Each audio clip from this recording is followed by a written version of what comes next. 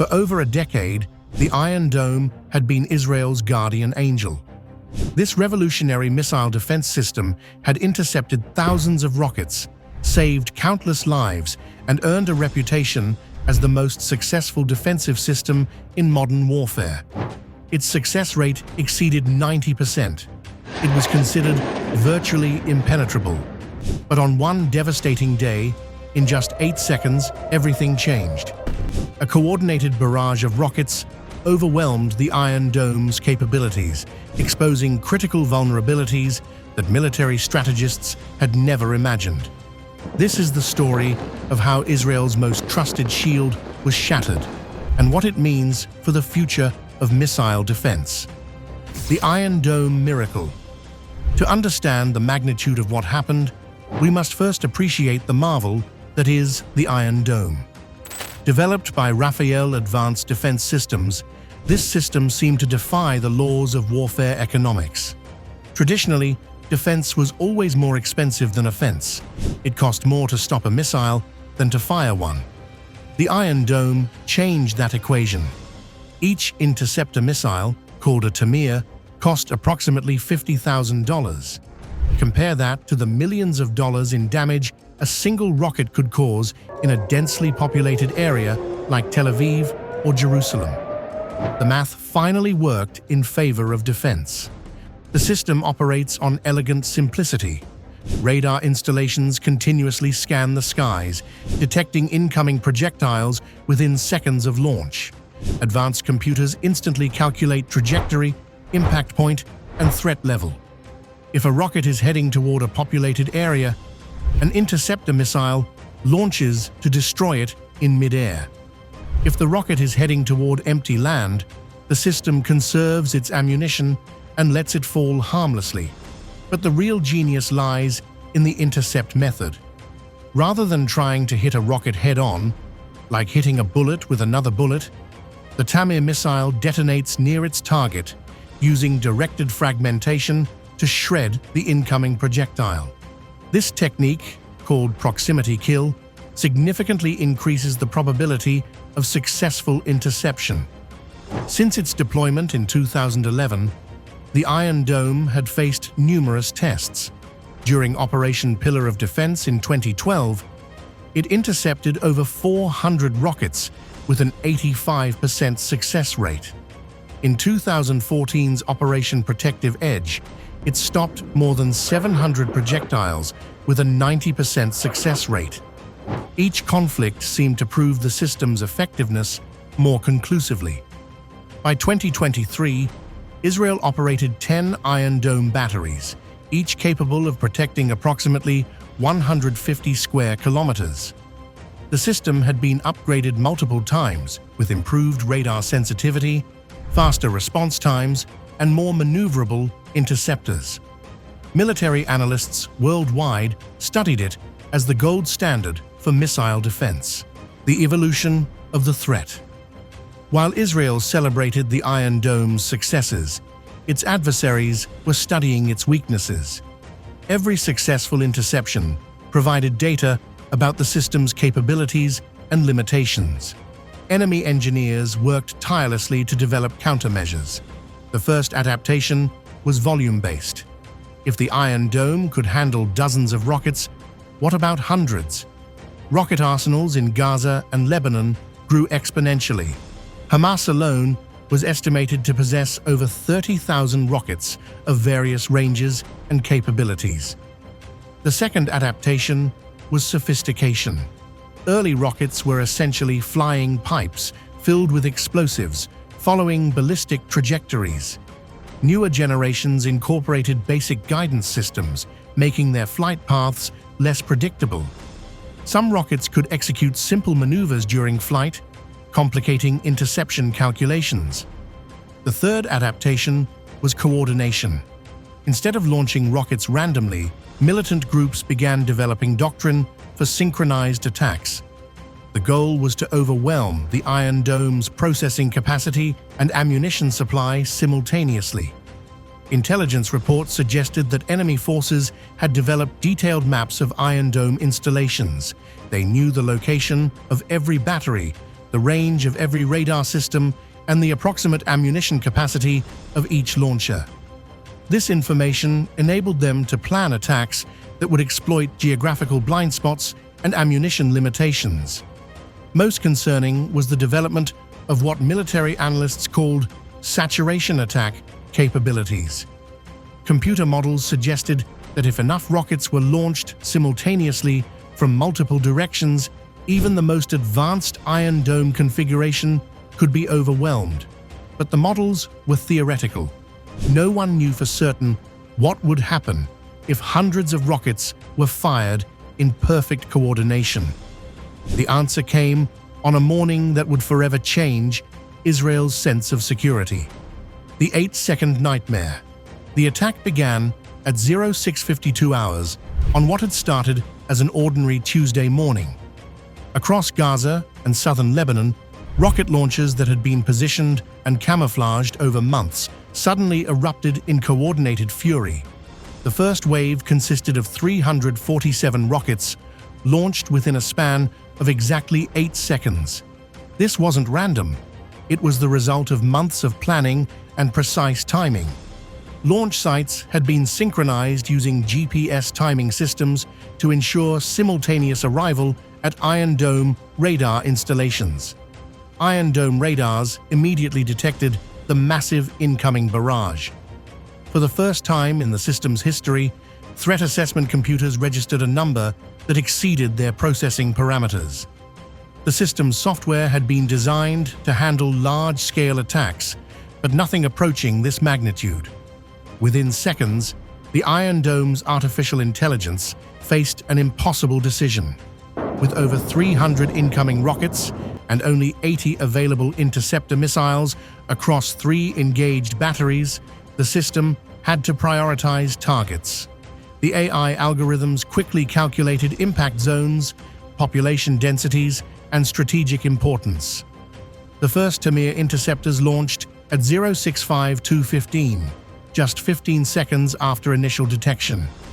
The sky above southern Israel filled with contrails as dozens of interceptor missiles streaked toward their targets.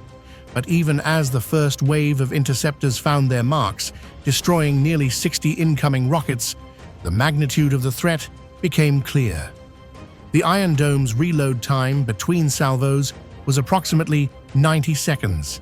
During this critical window, the second wave of the attack commenced. Another 200 rockets launched from previously hidden positions, timed to arrive just as the Iron Dome batteries were most vulnerable. Operators watched in horror as their screens filled with red symbols indicating incoming threats. The system's computers, pushed beyond their designed capacity, began to slow. Response times increased from milliseconds to seconds. Target prioritization algorithms, overwhelmed by the sheer volume of data, began making suboptimal decisions. By 0655, 3 Iron Dome batteries had exhausted their ammunition. 2 more batteries were approaching empty. The carefully calculated 90% intercept rate had dropped to less than 30%. For the first time since its deployment, the Iron Dome was failing catastrophically. The psychological impact was immediate. Citizens in bomb shelters could hear the explosions overhead, not the sharp cracks of successful interceptions, but the heavy thuds of rockets finding their targets. The sound of Israeli vulnerability echoed across the landscape. The breakdown analysis. In the aftermath of the attack, Israeli defense officials conducted the most comprehensive analysis in the Iron Dome's history. What they discovered challenged fundamental assumptions about missile defense. The primary failure wasn't technological, it was mathematical. The Iron Dome had been designed around the assumption that rocket attacks would follow historical patterns. Dozens of projectiles over several hours. The system's ammunition capacity and reload procedures were optimized for this scenario. The 8-second barrage had violated this assumption completely. By concentrating hundreds of rockets into an impossibly short time window, the attackers had exploited what engineers called the magazine depth problem. Simply put, no defensive system could carry enough ammunition to intercept every rocket in such a concentrated attack. But the problems went deeper than ammunition. The Iron Dome's radar systems, designed to track multiple targets simultaneously, began experiencing what technicians called cognitive overload. When presented with more targets than their processing algorithms could handle effectively, the systems slowed down, prioritized poorly, and in some cases, lost track of critical threats. Communication between batteries also broke down. The Iron Dome was designed as a networked system, with batteries sharing targeting data to optimize intercept assignments.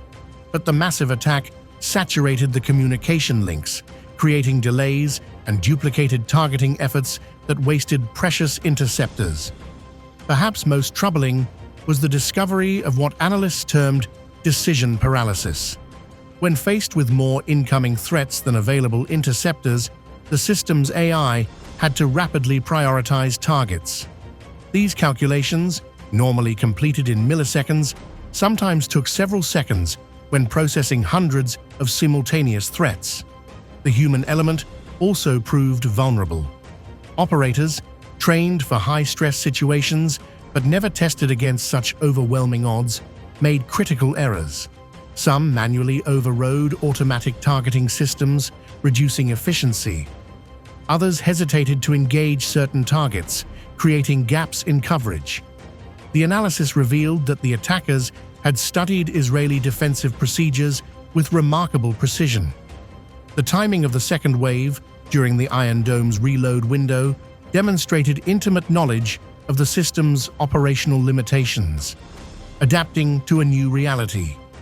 The 8-second barrage forced Israeli defense planners to confront uncomfortable truths about their most trusted defensive system. The Iron Dome wasn't broken. It had simply encountered a threat beyond its design parameters. Emergency upgrades began immediately. Ammunition capacity per battery was doubled, then tripled. New rapid reload systems cut the time between salvos from 90 seconds to 45 seconds. Additional radar installations provided redundant coverage and improved target discrimination. Software updates addressed the cognitive overload problem. New algorithms could process larger numbers of simultaneous threats without degrading performance. Machine learning systems were trained on the attack data to better predict and counter saturation tactics. But the most significant change was strategic. Israel began developing what military planners called layered saturation defense. Instead of relying solely on the Iron Dome, multiple defensive systems would operate simultaneously. Short-range systems would handle immediate threats, while medium-range systems engaged incoming rockets further from populated areas. Counter-battery fire became more aggressive. Rather than waiting for rocket attacks and then defending against them, Israeli forces began preemptively targeting launch sites based on intelligence and pattern analysis. The goal was to destroy rockets before they could be fired in coordinated barrages. International cooperation expanded dramatically.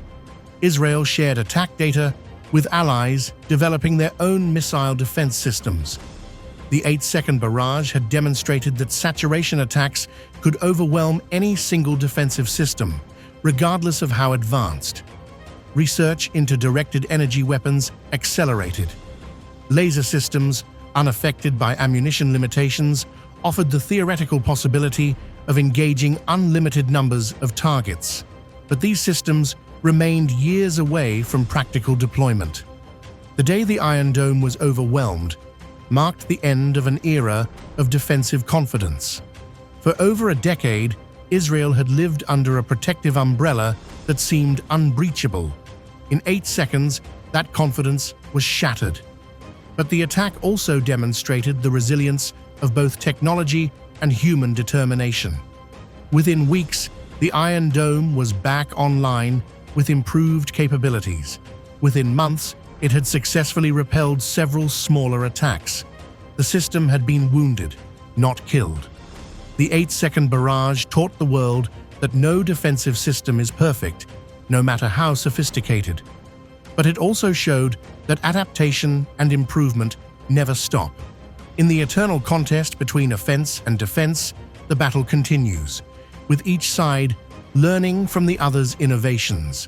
Today, as engineers work to ensure that such a catastrophic failure never happens again, they carry with them the lessons of those 8 seconds that changed everything. The Iron Dome remains Israel's shield, but it's a shield that learned from its darkest moment.